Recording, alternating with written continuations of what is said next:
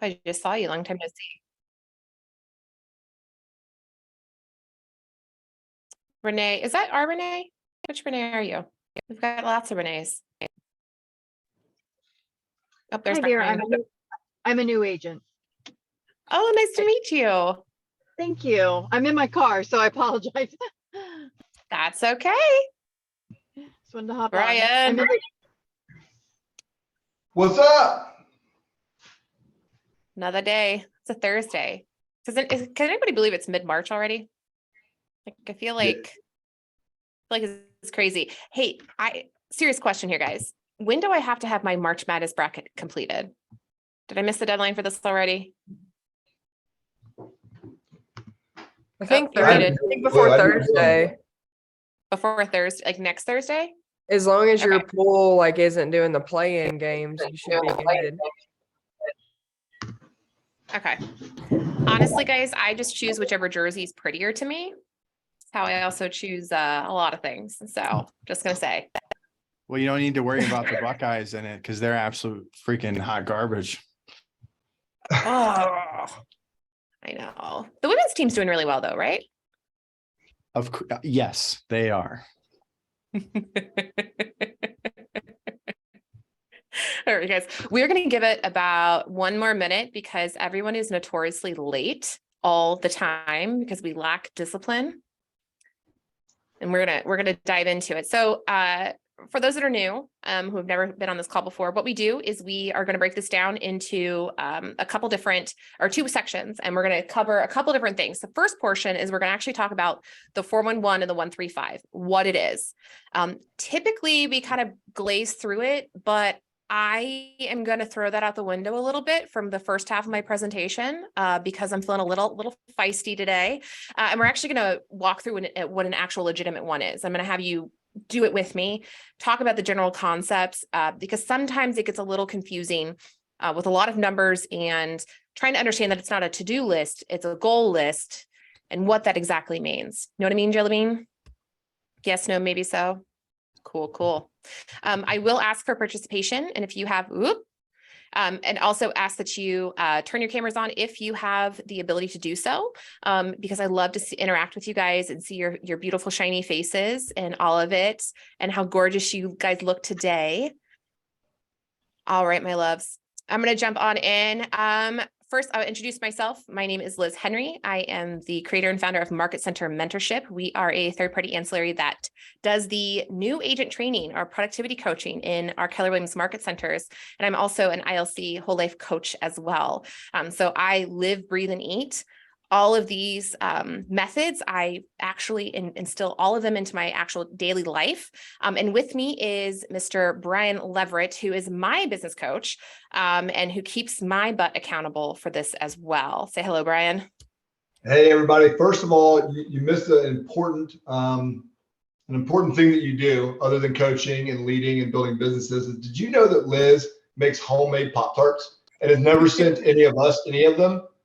Just so you know, y'all are here today to support this conversation to Liz, but she hasn't sent you any of her homemade Pop-Tarts. Me either. So it's not just you. Oh, first of all, you live 8 hours away. First of all, next time I see you, I'll bring them. But yes, there are a few people on here that I would believe that. Reasons or results, you can't have both. Hey, Yeah, thanks for I was having going to say, me. Bryan, I wish our founding fathers created a system where you could put something in a package and it gets sent somewhere else in the United States. Oh, Josh, you're not helping my case. I also ate them all. So that is also the other reason that they were not shipped off. Yeah. Hey, see, look, it's a funny conversation, but there's a reason why we can or don't or do anything. There's a reason, right? And so I love the 1 through 5 411 conversation because you can't have reasons or results. There's no feelings I have around any of it. It's just being clear on it. But my name is Bryan Leveritt. I am a whole life and business coach. I coach dozens of people in and outside of the real estate industry, which has been a really unique experience. But this is my roots are here with Keller Williams, and Liz is one of my clients and partners. So she allowed me to come on and participate in today's class. So it's a privilege to be here. Thanks for having me. Oh, allows. That's an honor. I love it. All right, guys. Donuts and discipline. You're probably wondering where donuts come into play with discipline, and this is why. The one weakness that I have, actually I have a lot of weaknesses. Anything, never mind, we're not going to go down that path, but donuts are the one big thing of mine that always get me when I'm trying to eat healthy. If you offer me a donut, I am going to more than likely say yes, because my willpower sucks when it comes to it. And we're going to talk a little bit more about willpower and what that looks like. Before we do that though, I want to make sure that we actually get into the personal perspective of being learning based. This is one of the 6 personal perspectives, and I just wanted to touch specifically on this one alone. These are the top things you want to ask yourself. And I'm going to ask you to really take a moment to reflect. I'm going to ask you these 5 questions. If you can answer these 5 questions that yes, you are this way, then it means you're learning based. 100% thousand into it learning based. If not, it means we got to adjust some of your thinking. You believe that achievements are down to effort, not just inherited talent. That's a big one. You're willing to learn from your mistakes and find value in criticism. This one, that's a hard one. That means you have to put your ego aside enough, and you have to also seek to find your part of responsibility, or some people say your stripe on the beach ball or your DNA in the situation. You believe that your intelligence and ability can be developed. Bottom line, you don't think you're King Dingaling that knows everything, and you have the clear understanding that you are continually going to grow. You're willing to ask questions and admit when you don't know something. Have we all been in that situation where we have been in a conversation that somebody seems to know everything about everything, and it's the most annoying thing ever? It drives me bonkers. Being able to ask questions means that you're listening. You actively want to understand it. And when you admit that you don't know something, it doesn't show that you're a fool. Actually, it does quite the opposite. It shows that you are willing to understand something outside the basis of what you already know. And you seek out challenging tasks and take on risks. That's a hard one. Seeking out challenging tasks and you take on risks, because you are willing to go into it with an open mind and know that you have the ability to learn and grow, and you're going to make mistakes and you're okay with it. This is one of the biggest personal perspectives I personally think about, is being learning based. So as we go into this, I want you guys to be learning based. Open up your minds, ask the questions. Don't hesitate to do that. I could talk about this all day, every day, because 1, I'm a talker, and 2, I adore this mentality. Okay, this, as I said before, this is the breakdown of what we're going to do. We talk about the 411 in the first half. The second half, we talk about actually the subject of the topic, donuts and discipline.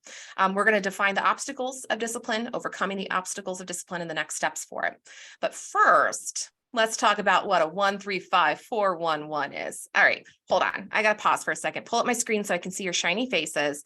Who actually knows what a 411 and 135 are? Anybody? What? Jeff, I cannot handle you right now, dude. What? You don't know? Okay. Let's break this down. 411's and 135's. These are tools that you're able to use in order to set out your goals. This is what we're going to do. I'm going a little off script, so bear with me, you guys. And I very rarely actually ever go off script. Okay, I'm going to show you what a 135 looks like initially. This is going to give you an idea, and I'm going to talk about this, and then we're actually going to go back and forth on this one. A 135, it talks about your one thing, which is your annual goal. The 3 represents your 3 priorities.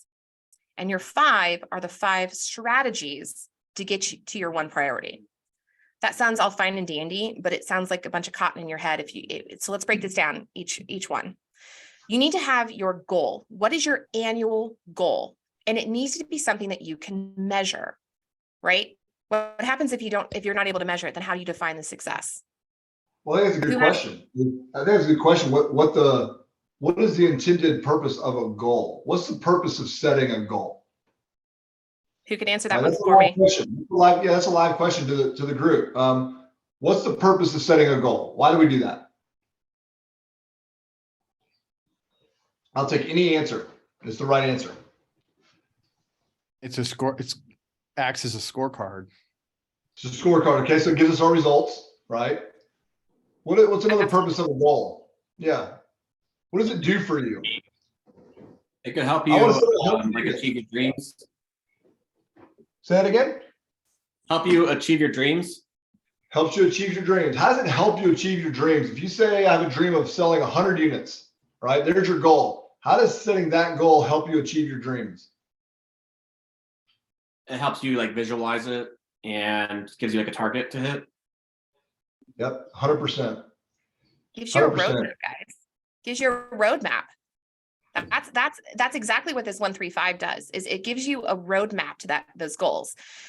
How do you measure progress as well? You need to have that goal to be able to measure that progress. So the point of the 3 priorities is that these are the 3 things that I need to focus on. We understand that looking at it and going, okay, if I want to close 122 units, then I know that I need to, using my economic model of MREA, that I know that I need to close this many listing transactions and this many buyer transactions. Okay, awesome. But in order for me to continue with my business and to continue to grow on it, I also know that customer care is a really big part of this as well, because I need to take care of the clients that I have and the clients that I'm going for at the same time. It's this constant balance with it.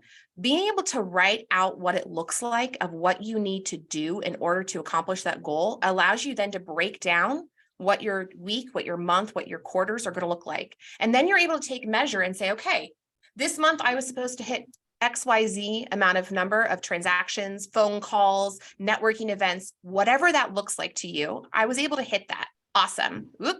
So I was trying to somebody. I know that point in time that I'm on track. It also tells me when I'm not on track as well, because you need those reminders and that accountability. All right. Who does not like to look at some things if they're not on track because they have a shame trigger and will ignore it as much as possible? Yes. Okay. This is why you need to have an accountability partner. And this is why you need to have somebody who's holding you and your little keister to the wall and saying, dude, you said you were going to get 10 calls done last night and you got nothing done. You started playing. I have no idea what the latest video game is at all. Just imagine one. Mario Kart, because that's the only thing I can think of right now. That's what you were doing instead. Or you found you wanted to do something instead, but you weren't going for your goal. Well, you have other Then priorities. You have other priorities. What happens is you have other priorities that you just didn't put on your 135. Exactly. So I'm going to go on to the 411 and I'm going to show you how these 2 marry together, why they're different, and then how they marry together and how you're going to be able to use them. A 411 also takes your annual goal, but this breaks it down into your 1 month and then your 4 weeks. Here's the fun caveat. Do not fill out all your weeks at once. I'm going to repeat myself again. Do not do all 4 weeks at once. Start with week 1. Know what your annual goal is. Break that down then. And you'll see here, I do this personally in my 411. I have one for my job, my business, which are different. My personal financial goals and my personal goals. You can put them however you want to, what makes the most sense to you, but you need to make sure that you have very clear understanding of it. I have said this a couple of times, and I'm going to say it again. Clarity is key. Across the board, clarity is key. If you do not have a clear idea of where you are going, then how are you able to plan out how to get there? I'm going to say that again. If you do not have a clear idea of where you are going, how do you plan on creating a plan to get there? You can't. All right, so 411, we talk about the annual goal. We break that down into a monthly goal. So let's talk about what this looks like in real time. Nate, what is your annual goal this year?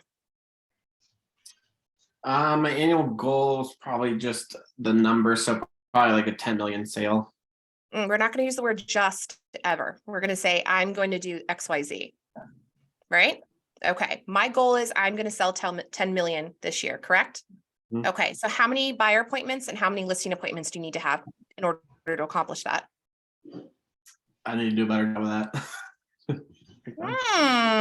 That would be the MREA economic model. All right, at least I know what I need to teach next. Okay, you need to have a clear understanding. If I want to send 10 million, what do I need to do in order to get that business? So if this is a reality check, know your numbers. I'm hoping you guys are going to walk away with this and going to put some of this in motion. This is my biggest implementation for you. Get your stuff together so you know your numbers. If you want to send 10 million, awesome. How are you going to do it? Well, I don't know.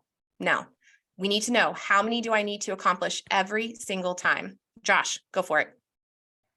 So as it relates to, I understand the one, right? But so the weekly and the monthly goals, is it, the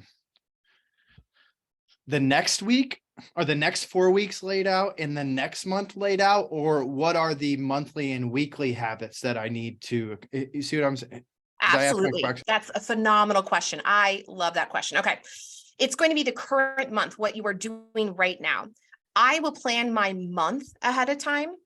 So for example, my April will have laid out, this is what my annual goal is for, let's say my personal. This is what I know I need to do this month. And then I'm going to break down what my goal is. So for example, this is a generic one for health reasons. I know personally, I'm trying to have a healthier lifestyle. So that means that I said, I'm going to exercise 3 times a week. I'm going to do XYZ and calorie deficiencies, and I'm going to do a weigh-in. And this is the number that I want to hit every single time. Okay. So I numerically, so I know that month, my goal is exercise this many amount of times. My goal is to do this XYZ, and it's to lose this amount of weight. Okay. It's a pretty generic one. We can put it into business sense too. I know that in my week, for that first week, I'm going to notate, what are my goals? My goal is to exercise 3 times. My goal is to lose this much weight. My goal is to not eat out at all this week. That's what my goals are going to be. They sound a little bit like a to-do list, and I know that, but when we're looking at what that is, it's what do I need to accomplish this week that's going to help me move towards my monthly goal. So let's look at this at a business sense. If I know annually, and this is why you guys got to know your numbers, that I have to make 25 calls a day in order to set at least 4 appointments a week, because that's what I know that I need to do in order to hit that number, then you better believe that's going to be on my goal for that week. 25 calls this week. Did I accomplish that? Does that make sense, Josh? It Did that does. break it Thank down? you. Okay. If there's any time that you need clarification, please ask the question. I love and adore this stuff. And also you guys push me to learn more too. And that's another thing I love. So again, this is going to be, you can break it down into as many categories, or you can narrow it down. There is a difference between a job and a business. In regards to my job of what I do is different with my goals than what my business goals are. And that's how I differentiate that, because I get that question a lot too.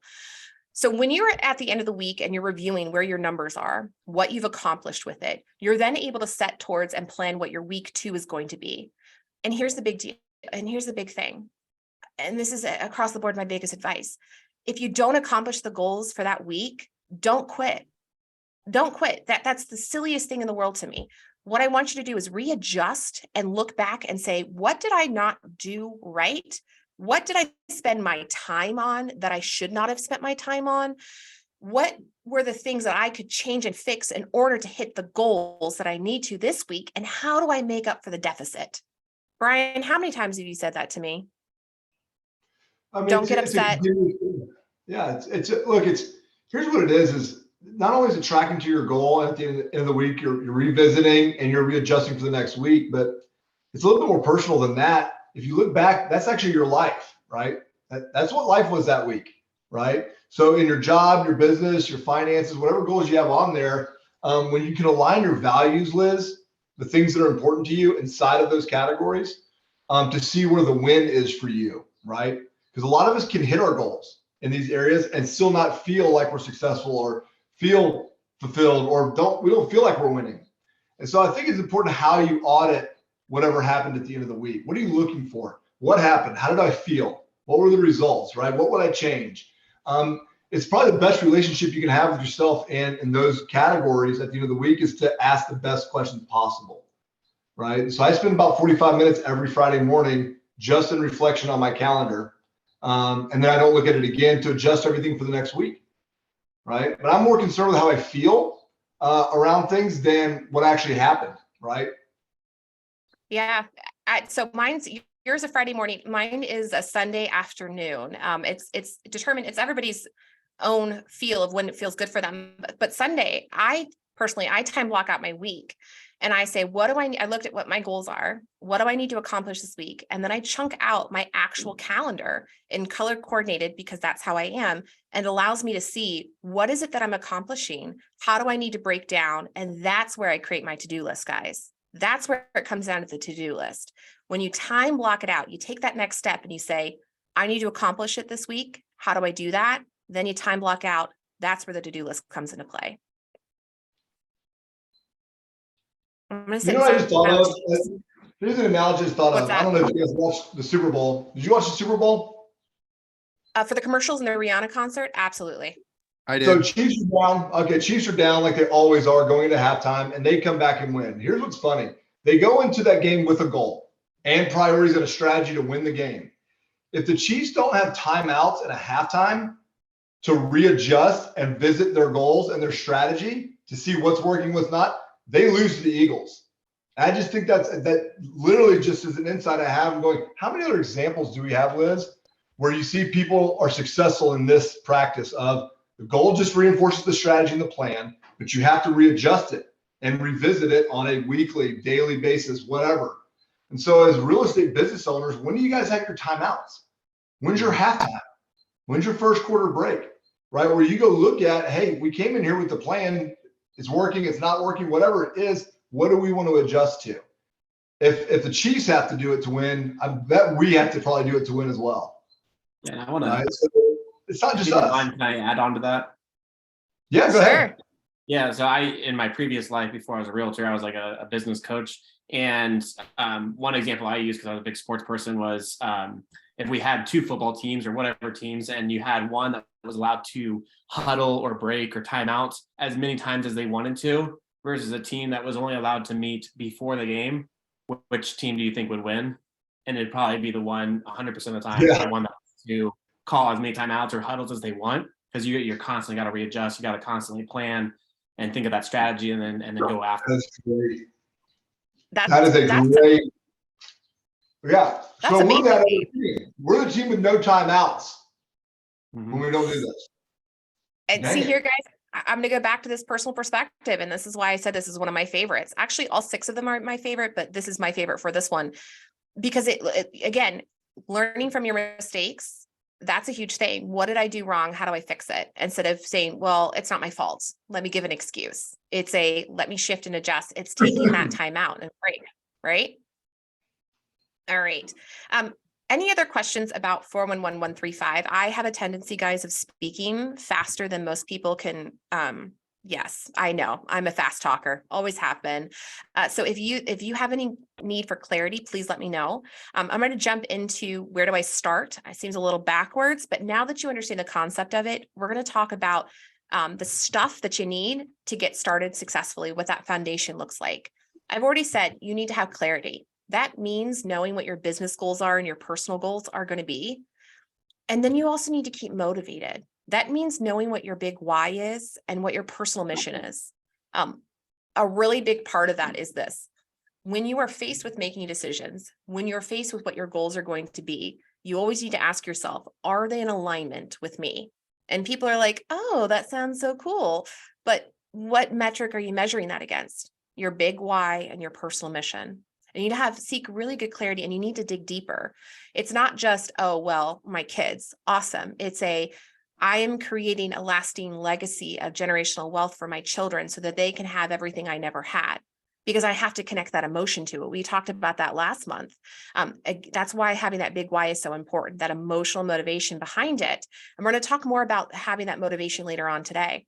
And knowing your numbers. And we're going to talk about the pain pleasure threshold. But this again is understanding, what is my pain threshold? When I'm setting my goals, I need to really understand what is the bare basics of what I'm going towards and going for.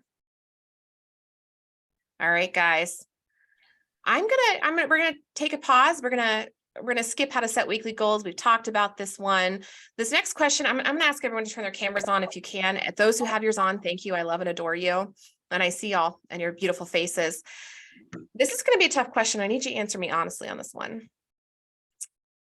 And that's going to be, are you able to know if you're on track with your goals, or do you lack the discipline to do so?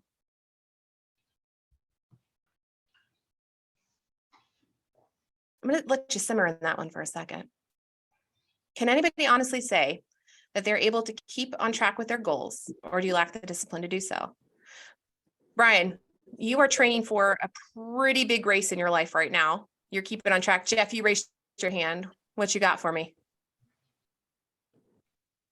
So mine was more like transaction wise, and just hiring a maps coach. He's helping me stay on top of it, and we are seeing that where I am at currently, I'm already like way above where I'm supposed to be. So we are thinking I might have set too little of a goal because I don't actually, it sounds bad, like try enough for what I should be doing. Oh, that's a great point. Brian, did you hear that? Yeah. He made the adjustment. He goes, you know what? I hit these goals too easily. That means I need to make them tougher. Oh, everyone just like major kudos and just awesome, Jeff. Keep that in mind too. If you're hitting those goals too easily and it's child's play to you, then you're not hitting hard enough goals. You're just not. We're going to talk about discipline now and why we all suck at it, because we all do. All of us. Bryan, if you guys don't know, is ultra marathon runner, a very disciplined man. But at the same time, Bryan, how many times do you find yourself slipping and going and hitting that undisciplined moment? Yeah, no, I'm actually, I mean, from the outside looking in, it looks like I'm disciplined. I'm the worst person I know about it. I am super ambitiously lazy. I will take the easy route almost every single time. Yet a lot of the things I wanted to achieve and be in life and experience required it. So I had to build in a lot of bunkers and accountability. And I had to keep things simple. I had to use tools like this. And I focus a majority of my personal development time on this conversation of how to create the best day possible, right? The best week possible using the 411. And I keep it really simple so that I can try to live a disciplined lifestyle, but it's really challenging for me. So I have to bring in a lot of resources to make it look that way. And I fail all the time. I love the fact that you use the word laziness, because becoming more disciplined means identifying the obstacles that are basically veering you off path. Here, the three most common are laziness, procrastination, and bad habits, which is crazy to me. Let's dive into each of those for just a moment. You said you're chronically lazy, and I heard this phrase years and years ago, and I loved it. It says you're being water, which means you're taking the path of least resistance. If you were to drop a bucket of water on a dirt hill, what you'll see is as the water meanders down, it's going to skip the rocks. It's going to squeeze in between. What's going to be the path of least resistance? What's going to be the path of the least amount of obstacles? And that's being water. And people who say, well, I'm going to take the easy way out. And that's a form of laziness. And here's the crazy thing about this. Did you know your brain is actually wired to prefer sedentary activities over purposeful movement? It's a survival technique for you to conserve your energy. So it's not you crazy when you look at the couch and go, man, that looks a lot better than me going out and taking a 5-mile run, which is probably child's play to you, Bryan. But for the rest of us, that's pretty darn hard.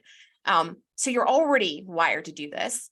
And here's even the crazier thing about this is oftentimes laziness is actually the lack of self-worth and value are linked to laziness. Have you heard this before, Bryan? It's the self-worth of where you don't feel like, oh, well, I can't accomplish that, or that's too lofty for me, or I don't have the skill set for this.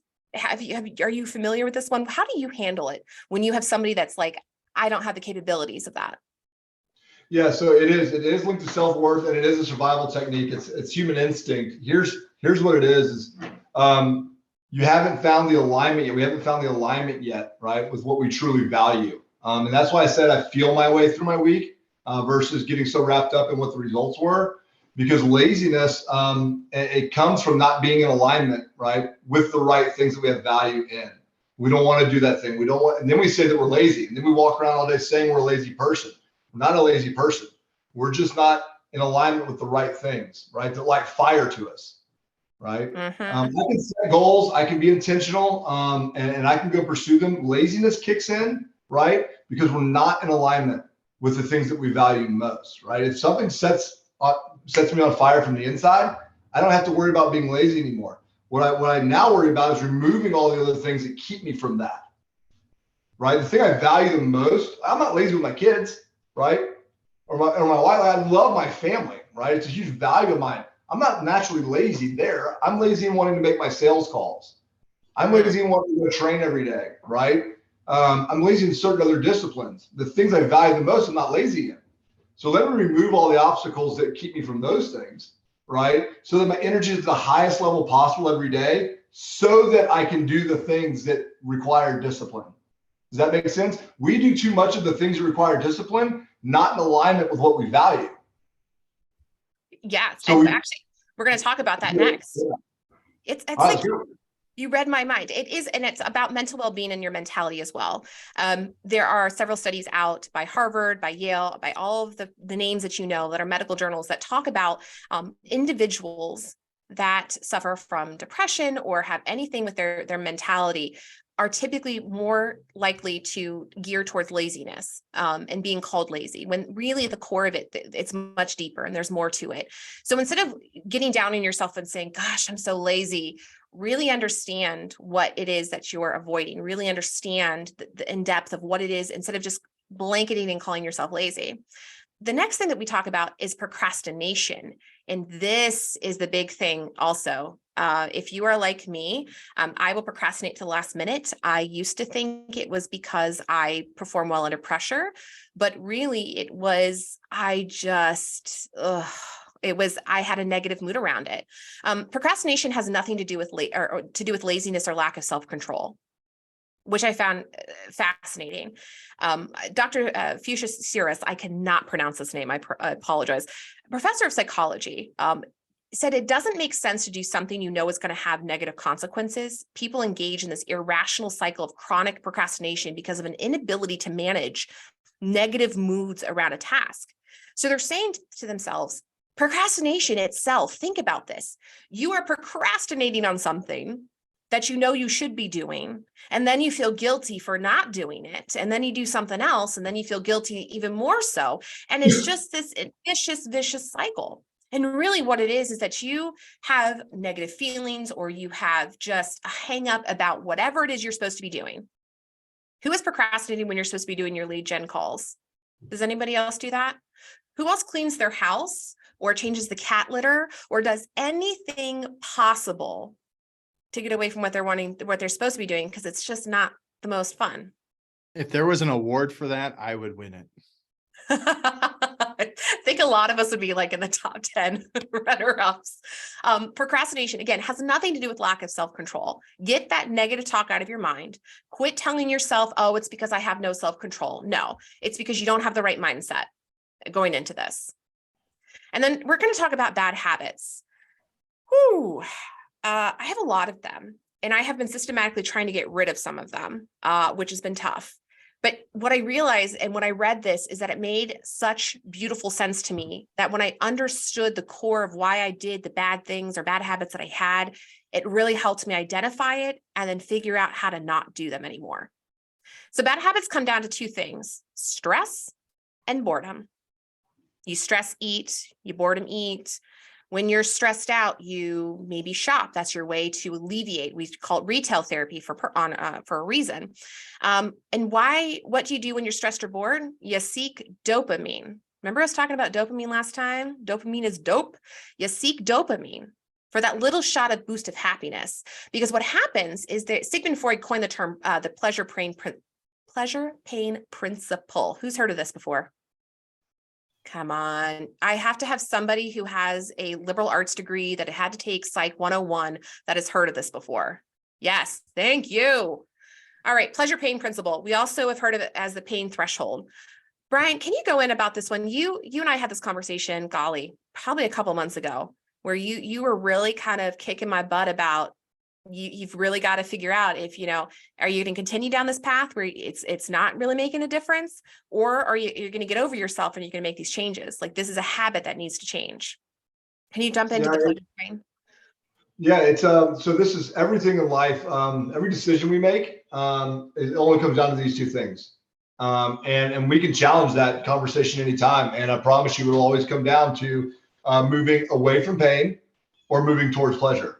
And a majority of us will choose to move away from pain faster than we'll move towards pleasure. I want to hit 100 units and make $1 million because of all these things I get, and that's pleasure reward, right? And then when it's time to go do the work, there's pain associated with the task. There's immediate pain associated with whatever we have to do to get to that pleasure. And so we'll move away from the pain of that task, and we'll do it subconsciously. We'll convince ourselves. We're such good salespeople. We sell ourselves every day that we don't need to be doing what we need to do, that's moving away from an immediate pain, right? Everything in life is motivated by pleasure or pain. And when we understand that, you really start to unpack it on a personal perspective with your closest relationships, your clients. Everyone's trying to move away from one and towards another on a granular level, right? On a granular level, I don't want to pack my car for this race this weekend. This 3-day, like I don't want to do it, right? Because it's like, okay, well, if I don't pack my car, what's the greater pain? Well, I don't have all my stuff that I need for the race, right? I'm like, let's just get it done. But that really is what it is. Anything you do in life throughout your day was motivated by one of these two things, right? And so we move away from the discipline. I'm not going to go call. I'm going to go to REI and go buy some camp gear. That's more fun. I'm going to avoid the discipline, right?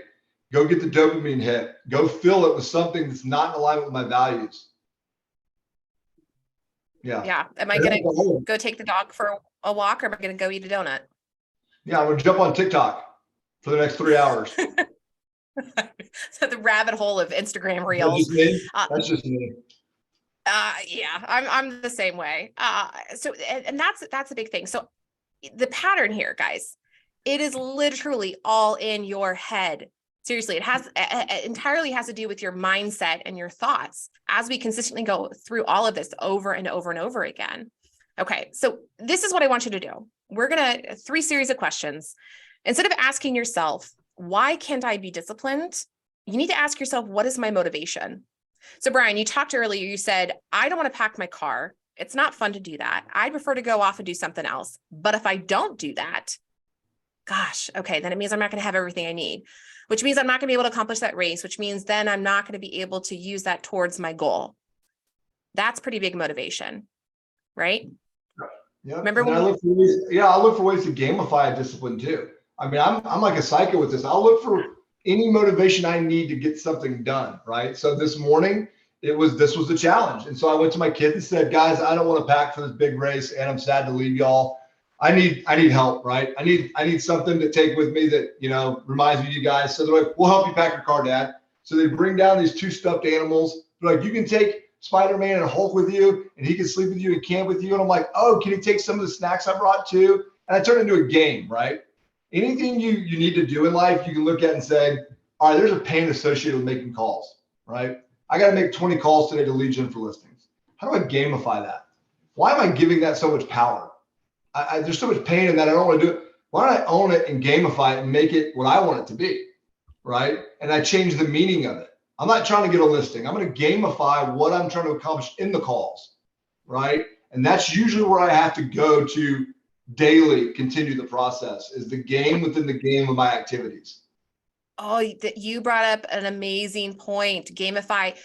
Okay, this is a hack of what I do. When I am stuck, when I have a task that I know needs to be done, but I don't want to do it, I literally set a timer. Remember how I said I thrive off of the pressure of the stress of time? I yesterday needed to do something. I knew it was only going to take me like maybe 20 minutes to do it. I had put it off for almost 3 weeks now. It's terrible. So I basically said, if I do not get this accomplished, there are going to be bigger consequences than if I just do it. Okay. It literally came down to the point where I was like, Liz, get your stuff together. Stop being a pansy about this. What is holding you up on this one? And I looked at myself because self-reflection, and I said, okay, I'm giving myself 30-minute timer. I told Alexa to set a 30-minute timer, and I sat down and I was like, I'm going to get this done. It took me 10 minutes and like a whole lot of heartache than I anticipated, but I got it done. So there's sometimes you're going to have to adjust what you're doing. So gamify it, adding timers to it, setting up yourself for success for the things that just suck when you do them. The other thing, when you're asking yourself, why can't I be disciplined, is how do I reframe my mindset on it? This is a big one. There was an article that I read, and it popped up on my Instagram stories when I was procrastinating on something I should have already been doing, because that's what I do as well. And this woman, she was talking and she said, I stopped looking at no as a bad thing. She reframed her mindset. And she said, I looked at it as it wasn't meant for me. She said, every no I got, I looked at it, instead of being upset or down, I decided to look at this and go, there's a reason that's a no for me. That means that gives me guidance that I need to be doing something else. She was reframing her mindset on that rejection. So it's reframing your mindset on how to accomplish those goals. If I know that I have a goal that I need to do XYZ every single day, I need to reframe my mindset instead of thinking, oh gosh, I got to do this. I have the opportunity to accomplish this. This is me getting one step closer to my goal. That's the bare basics of it, guys. It's taking ownership. It's ownership at a really, really fundamental level of here's a very simple activity, whatever it is, Legion calls, going to the gym, eating, whatever it is. It's simple in nature, right? But there's a lot of complexity when you go deep in that simple thing, because it's all here, it's all in your head, right? So when you shift your mindset, it means own it, give it a different meaning. Right now, it means something to you that's associated with pain. It's bringing pain. You can flip that. You can flip that story and the meaning of whatever that activity is to you. And I just call it something different. I say gamify it. Make it what you want it to be, right? And then you can change the pain out of it. That's exactly right. And lastly, why can't I be disciplined? Instead, ask yourself, what am I avoiding? Yep. Sometimes it's super simple, and other times it's much deeper, much more complex, and you got to kind of take the time to unpack it. Simply, the simple one is, I'm not making the calls because, well, why? Is it because I fear rejection? Okay, that means then what do I need to do in order to not be fearful of the rejection? Okay, well, why am I fearful of rejection? Do I not know enough information? Do I need to script and role play to become more comfortable? Do I need to be able to handle objection handlers better? Am I not calling because I don't feel like there's a point to it? This isn't going to get me my goal. I get nothing accomplished with it. Well, maybe I need to adjust what I'm doing, and maybe I need to find an accountability partner, or maybe I need to get a mentor or coach to help me with this. You need to really dive deep at the core of what it is you're avoiding, whether it's in business or whether it's personal, whatever the case may be. What am I avoiding? Because guys, when we look at the 411-135, one of the things I want to make sure that I really stress to you is that it's not just for your business, it's also for your life. I'm going to say that again because I want to make sure you hear this. It is not just your business, it is your whole life. Because it's a flat tire. If you only work on one part of it and you don't the other, it's going to be really uneven. That circle of life that you see, you're going to get a flat tire on it. So your discipline across the board is also your personal life. If you're not going to the gym, what am I avoiding? Why am I not doing it? Oh, because I really don't want to. All right. But then once you get there, you're like, okay, yes, I got this. But understanding what you're avoiding and going after it is one of the biggest keys. And again, guys, if you notice, it's all in your head. Okay. Let's talk about a few takeaways and stepping stones. We're going to talk about laziness. We're going to talk about procrastination, and we're going to talk about bad habits and some things to do to overcome them. We've talked about them. We understand them. Now we're going to look at them and go away. Again, identify what you're avoiding and face it. Is your motivation strong enough? No? Then change it. And if you have too much clutter, then clean it up. Here's a really cool thing about this. When you take responsibility for your life, when you take responsibility for the actions, when you take responsibility for what's happening around you, you take the power. Okay? When you identify what's avoiding it and you face it, you are taking the power. When you have too much clutter in your life, this can be anything really, from your house being clean to the people in your life to the business that you have. When you have too much going on, clean it up. Same thing with decisions. When you have too many decisions to make, you seem to make poor ones. Narrow down, really get clear, and ask yourself the simple question, is this in alignment with my big why? Is this in alignment with my personal mission? And you'll see how simply it is for you to answer those questions. And is your motivation strong enough? That's the other big thing too. Because if your big why, your motivation is not strong enough, you are not going to do anything in the world that you don't want to do. I do what I want because there's nothing in there that's going to push me harder, right? All right. The next thing we're going to talk about is stepping stone for not procrastinating. Ooh, I talked about this one. This is legit. So Boise State University, this is an article that they wrote on 5 ways to stop procrastinating. I loved it. If you have a chance to read the article, definitely read it. I can send you the links later. It said, cut down on the number of decisions you have to make. That doesn't seem really logical with procrastinating though, does it? But here's why it works. This is the beautiful thing about it. Oftentimes procrastinating is because we're so overwhelmed. Cut down on what you have to make decisions on. And again, if you simplify it down to, is it in alignment with my big why, my personal mission? Then it's a green light. If it's not, it's a red light. Makes life a lot simpler. Finish your day before it starts. Ooh, that's a tough one. Bryan, you talked about this before. And can you dive it a little bit more into that one? Finishing your day before it starts. Finish your day before it starts for me means that I'm going to get everything done right at the beginning of the day. And I'm going to put my big rocks first. If there's things that I need to have accomplished that win the day for me, they're going to be done first thing in the morning, right? I'm also visualizing how that day goes. So for today, Josh Shepler's on here. He was one of my coaching clients. I have my coaching client set up. Everything's already planned, ready to go. I'm visualizing my energy, my values, and what I need to get out of the day way before it happens to establish what the win is. So instead of looking at it as I have coaching calls, a training class, and then travel, I'm looking for what the win is in that. What's the win and the takeaway from the coaching? What's going to be the win from this, right? And any work I have to do before that day starts, I'm getting the big rocks out of the way, right? So I'm front loaded for the day to actually stay engaged. That's perfect. Sometimes it is called your one big thing, where they say, your top priority. What is the one thing, if I accomplish nothing else today, that has to be done today, and get that done first? There is a book out there by Brian Tracy called Eat That Frog that also talks about taking that big old bite of the one thing in the morning that's going to be the toughest thing for you to do and to accomplish it.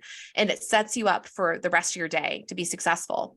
The feeling associated with that is way more powerful than the feeling of dopamine or whatever else you would get throughout the day by filling that void.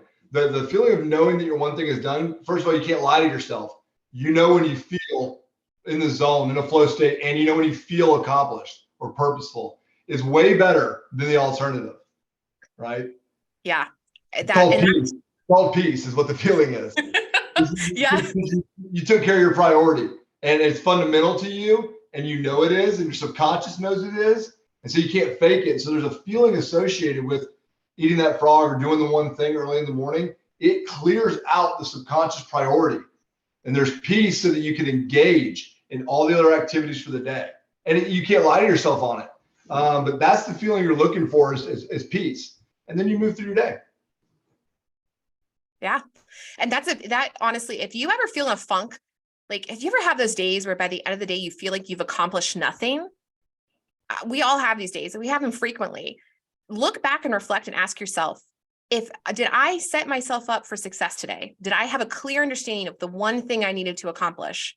And if you didn't, then you're not going to, you have no metric in your mind to say, well, yes, I accomplished X, Y, Z. Start your day right. Eat that frog. The next thing we talk about is the nothing alternative.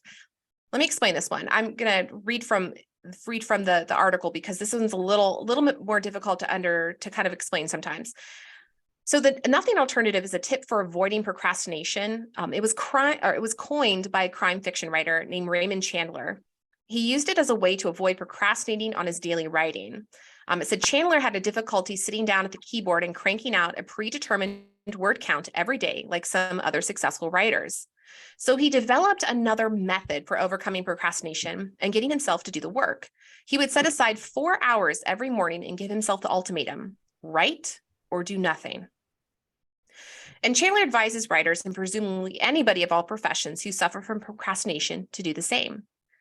He basically said, it doesn't have to be just for writing, it can be for anything, but either you're going to do it or you don't do anything else. You're not scrolling Facebook, you're not going into magazines, you're not doing anything. You are solely focusing. It's either you're going to do that or nothing. He said, with these two options in mind, at some point, you're going to start working, even if nothing else, but to keep yourself from getting bored. And although your own work might not be as simple and clearly defined as Chandler's, you can certainly benefit from the clarity that comes from setting aside the time to do either.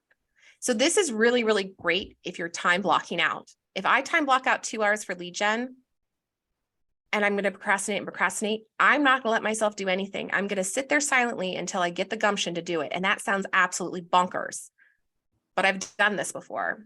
Has anybody else had tried this alternative before? It's a little bit different. No, yes, no, maybe Explain so. it one more time. So the nothing alternative. So it means that I've time blocked out. Let's say I time block out 2 hours for Legion. And my time block comes up and I would much prefer to seek the pleasure of scrolling through social media or reading an article or, not that it's fun, but folding laundry, but I'm doing anything I can to avoid doing what I'm supposed to do. What he said he did is he said, I do not allow myself to do anything besides my goal, which for him was right. He said either write or do nothing. So he goes, I may sit there for a while and do absolutely nothing, but I'm going to now feel guilty. I'm going to feel bored. I'm going to now motivate myself because now the pain and the pleasure, that threshold is taking over. And I'm going to write. Even if it's just for the fact of not wanting to be bored or not to waste my time, that's what I'm going to do. The key to that is he stripped down everything and said, this is my one thing. You see a pattern here? This is my one thing that I need to accomplish. And I'm not going to let myself do absolutely anything else until that gets accomplished. Does that make more sense? Yeah, I listened. Tim Ferriss had a really good podcast with Jerry Seinfeld, and Seinfeld to this day, ever since he started out as a comedian, he writes jokes for 1 hour each day, every day. He said some Wow. days are great, some days aren't, but that's just his one thing. He just That's writes right. jokes for 1 hour. It's a really good show. And that's the tough part there. And that's, again, you guys, lead gen in this shifting market, you're going to have to get your butts in gear with it. It is not a fun thing with all of us because guess what? We have the fear of rejection and all of us don't like, it's our ego and a fear, but we got to set that aside for it. The next one's called the next action habit. Let me simplify this one. This one's a lot easier. You need to basically make sure that your goals are achievable. So Jeff, this is kind of the opposite of issue that you had where you're like, I accomplished this so easily. We're good to go. This is where you're simplifying and you're finding things that are easy for you to accomplish. Does that make sense, guys? Simplify what you're doing. Don't overcomplicate it. And the final one is adjust your environment. Remember when we talked about the clutter earlier? It can be physical clutter, it can be mental clutter. Adjust your environment. Put yourself in a position where you're going to set yourself up for success and you're less likely to procrastinate on it because you're not going to be as distracted either. Because distraction is also a huge part of that procrastination too. All right, guys, last one. Woo, this one's a tough one for me. Okay. Stepping stone for breaking a bad habit, work on your self-control. Self-control is defined as a regular act over and over again with reconditioning of the mind. The self-control means that you have the ability to understand that you want something, but you're not going to do it, or that you're going to get over that pain because it's much easier to go towards the pleasure than it is the pain. And that's where the self-control comes into play.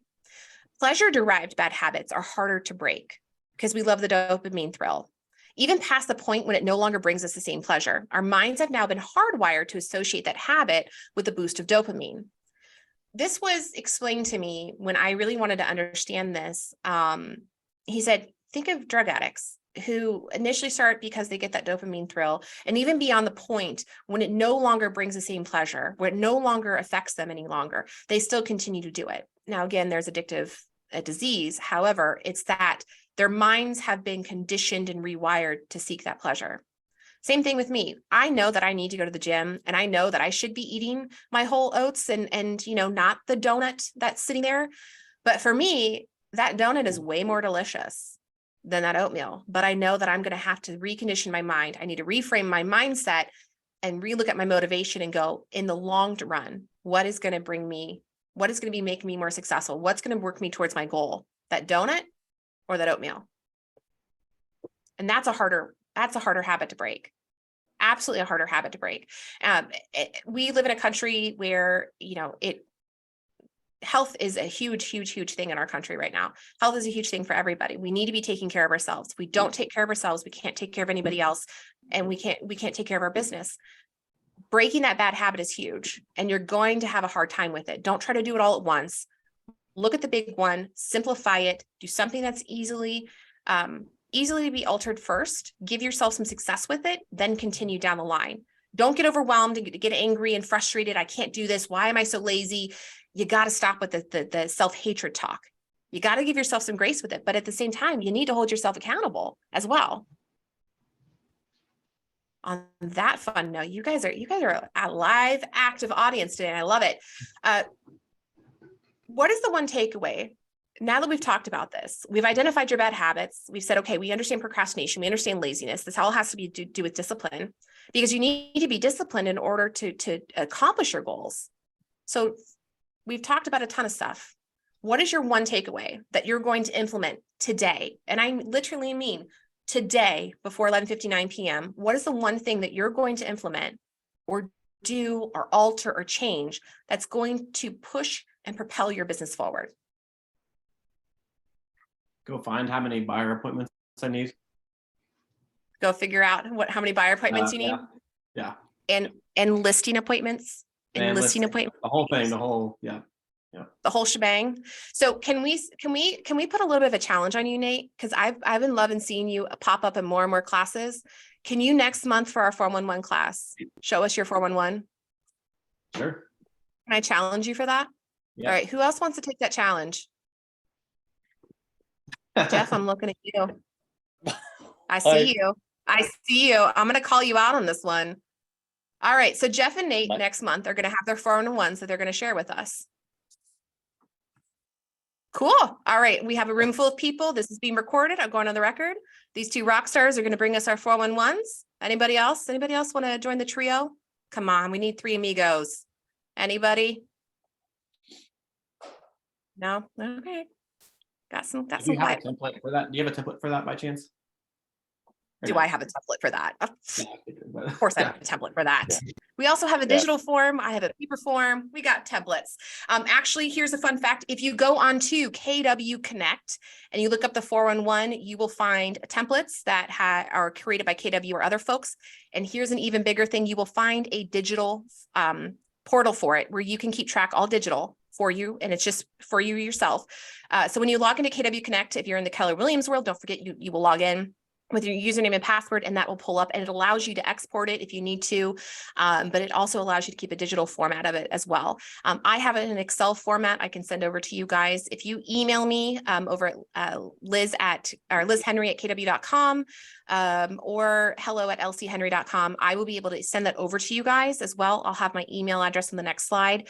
I'm happy to do so. And if you have any further questions about anything with the 411, 135, any explanations on it, or, hey, I got hung up on this one, feel free to reach out. This is a love language of mine, legitimately a love language of it. All right. What else we got for us today?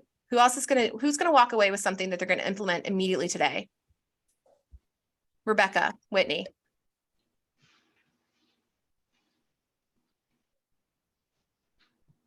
No. All right. All right. Bryan, do you have anything else to add? Oh, Josh, what you got for me? Oh, he's muted. I usually take a lot of notes during these things. And I actually didn't have one line here, and you wrote something. I think it's more of a focusing question. I have, why can't I be disciplined, in quotes, is less than what is my motivation, ? So I think like, what is my motivation? I think like writing that up on my whiteboard, I know what it is, but having that focusing question like right above my desk, so that when I'm like, I'll just stroll around the office and say hi to some people, as opposed to like, dude, make your 5 calls and then fucking say hi to people, you know? Yeah, that's true. Yeah, every single time. Yeah. And that's a really great point. When you are getting off track, having that visual reminder is huge. And that's really, really big and key. Switch it out every once in a while, because let me tell you guys, there is going to be some times when you just become like blind to it after a while. So definitely shake it up. Constantly remind yourself as well what your motivation is, what your big why is, what your personal mission is, and what your goals are going to be. If you are involved in it, you live in it, you are active in it, you're more likely to be successful because you are invested in it, as opposed to just saying, yeah, I have this piece of paper, but I don't really follow it. Good for you. If you look in the chat as well, Abby was so kind. We have done previous trainings on 411's. It is on our YouTube channel on the KW1 Team Brokerage Network as well. If you look at the one we did last time, it was on the importance of your big why and how to find it. So if you do need to do that, take a gander at that one. If you look on the screen, you will see contact information for Bryan and myself. And if it's something you are looking for coaching or need accountability for, also reach out to one of the two of us. Again, it is one of our deep passions, and the things that motivate us is to pour into other people as well. All right, ladies and gents, if you no longer have any questions or suggestions, we will let you go for the day. We have hit our time limit.